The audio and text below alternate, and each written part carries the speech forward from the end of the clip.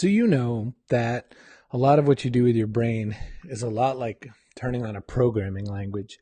You know, the things you say, the things you believe, the things that you process in your head are like having a program language going in your head at all the time. So I wanted to give you 5 new lines of code that might help you out.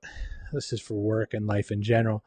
I thought maybe if you could add this to your operating system, so to speak, that things might really work out well for you. A little bit better. This goes out to the dented. This goes out to anyone who's, grown up in a rough situation.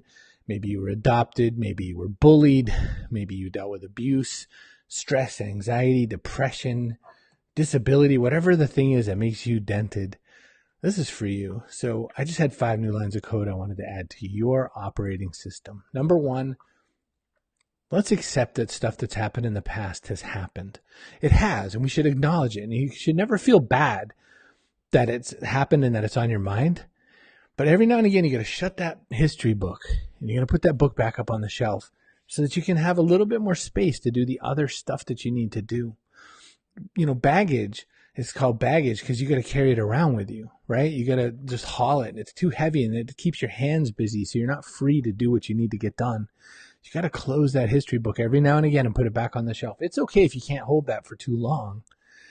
But if you remind yourself every now and again, if you start thinking about something like, oh man, I've never done very well with this sort of thing, or I used to be so much more successful, or whatever it is that's in your history book, put it away every now and again. Go, okay, thank you. I acknowledge it. Don't be mean. Just acknowledge it. And then just shut that book and put it back on the shelf. That frees up some room. So then any kind of project or something you're working on, pick your plan and then get your backpack, right? Your backpack is your capabilities, your skills. And when we worry about ourselves and when we're feeling certain things, we're feeling anxiety or depression or all that yucky stuff, we forget to dig into our backpack. Our backpack is our capabilities. And we don't think so much about what's our plan right now. Bills are piling up or something else is bad or, the anniversary of something awful is coming up. But that's in the future or in the past. You've got to pick your plan. What am I working on right now? And then dig into your capabilities and start working on them. That idea of a backpack, that sort of analogy of, just sort of a small space where you can put your skills. People that get past the things that make them dented are people who can dig into their backpack and pull out their capabilities. Writing is one of mine. Creating content is one of mine. Figuring out complex challenges for businesses happens to be one of mine. That might not be yours. You have other skills in your backpack, right? So go looking for them. Maybe you're really good with naming stuff. Maybe you're good with keeping teams together. Maybe you're really good at boring crap like office administration. That's still an important thing. People need that sort of thing. So pick your plan. Pick what you're going to work on and dig out your backpack. Number 3, take small bites. When we get overwhelmed, when things are bad, when we're feeling most dented, that's the time when we don't remember to just eat a little less. Take small bites, not really consume so much of the pie, right? We get so overwhelmed. Like just when I came to sit to record this for you, I immediately started thinking, oh no, I'm really still not hitting where I need to hit with money. I've really got to figure out something. Oh boy, I better sit down and start doing that. But I had already planned this. I wanted to do this video. So I said, okay, well, you know what I'm going to do? I'm going to put 20 minutes aside to make this video and get it posted up and all that. Then I'll go back to working on that next thing, that other project, that how am I going to make some more revenue? Take small bites. It's going to help you so much more. So that's number 3. That's one of the most important ones. You put your book on the shelf, you get your backpack and your plan, then you start taking small bites. I have a couple of don'ts.